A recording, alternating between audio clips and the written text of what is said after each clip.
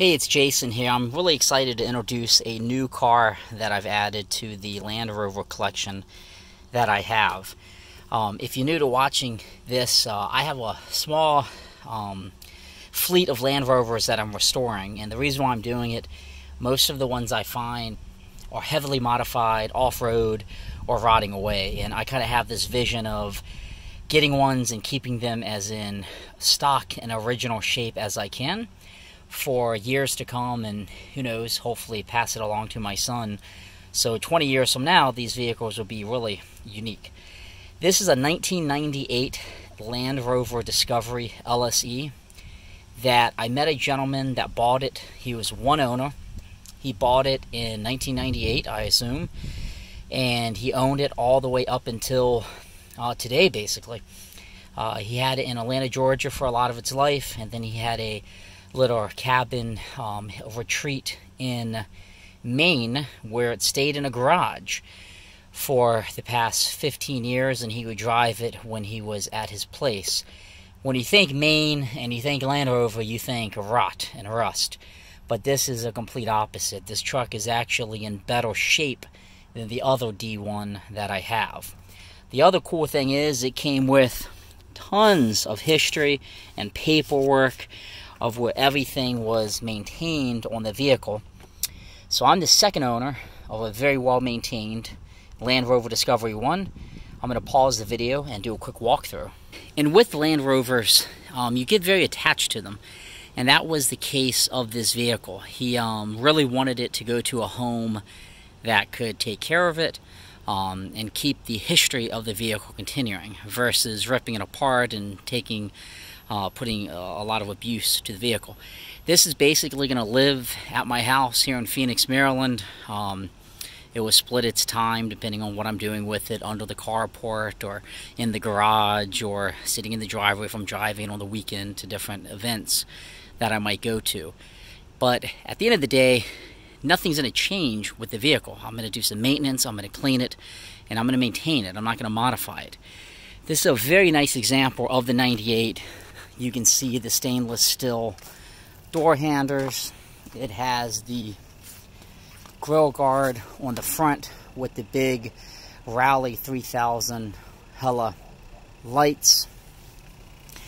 The paint compared to my other one is perfect. Now this went through a pretty big storm coming down from Maine, so that's why you see some of these marks on here just from when it was towed down on the trailer. But it's in perfect shape.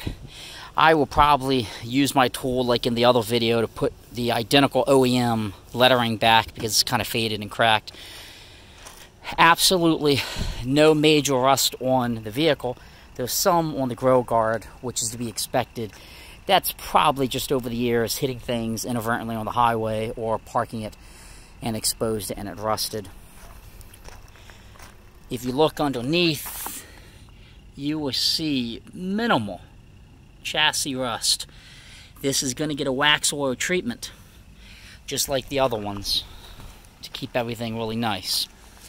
Common areas that rust on these: inside door jambs, and this is just amazing. Absolute zero rust. Generally in vehicles not maintained well, and if this lived its life in the winter in Maine outside, this you could put your finger through. This is just like perfect. So I will treat this just because we do have a lot of water and rain where I live, and I want to maintain this. The leather, perfect. Looks like hardly anybody sat in the back. Has the little striping here on the leather. The original Discovery floor mats are maintained. It has a few little demons. There was a wiring harness issue at one point in its life, and that occasionally makes the engine light come on, and the codes basically state it's a catalytic converter. Not too worried about that. I'll diagnose it. This is broken, but good news. I have replacements.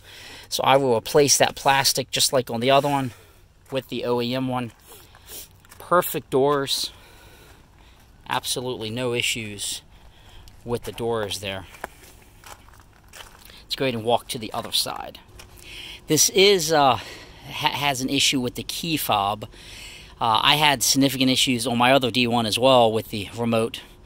Where I live, I don't particularly have to worry about locking it, but if I did, I would probably not use the key fob as the previous owner instructed. This has 196,000 miles on it. Beautiful inside for a vehicle in this condition. As you know, if you do work on D1s or collect them, these center consoles are usually really beat up. At some point, this got hit, broke a bracket inside. Very minor. I could fix it. Probably won't, because I don't want to risk breaking anything taking it out. All of this trim is in good shape. Cracks where you would expect, but definitely doesn't need to be replaced. I'm shocked that the leather seat is in the condition it's in.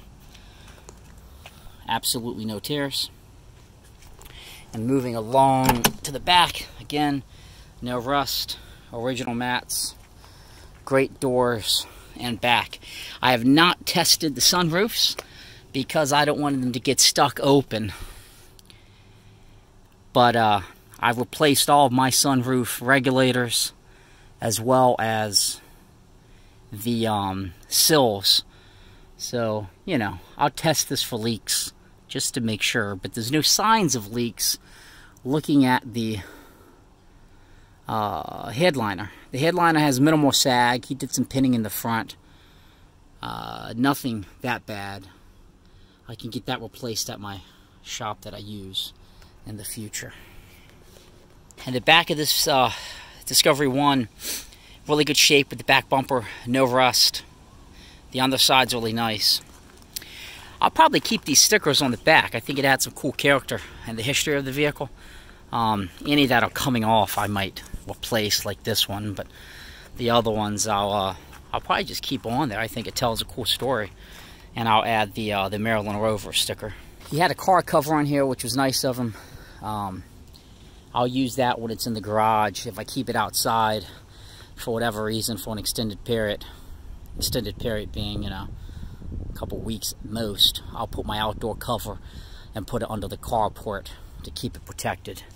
But I have a garage in the front of the house where I keep some of the vehicles. I just do have to rotate them. I only have so many spots. No water damage up here. Solid floorboards in the back.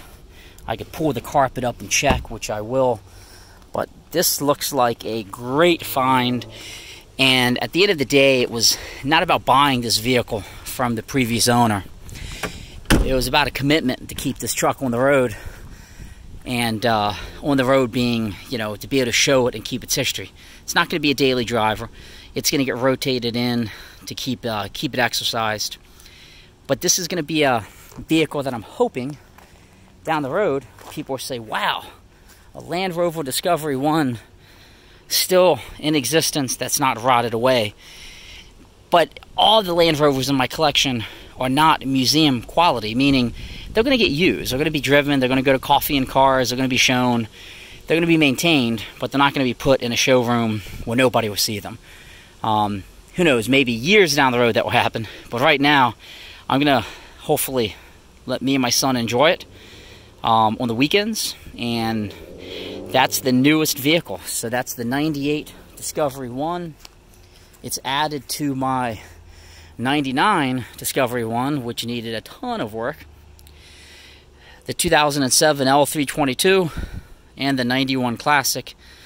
And then my wife has a 2016 Sport.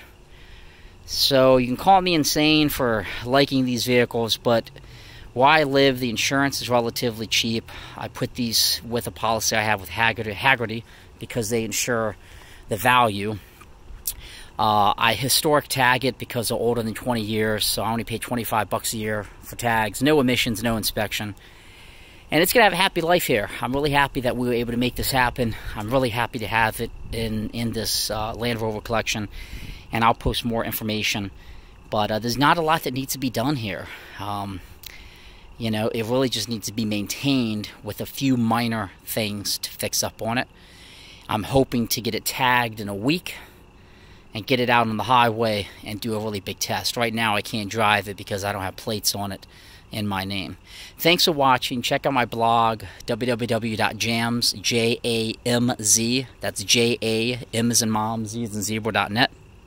Click Land Rover, and you can see that I'm not a mechanic. I'm just a hobbyist, accumulating a small collection of Land Rovers for my own enjoyment when I'm not sitting at the desk during the day doing what I do for a software company. Thanks for tuning in. Thanks for all the questions, and hopefully this will be a good walk-around video of the initial time I took possession of the vehicle, which was literally a couple hours ago.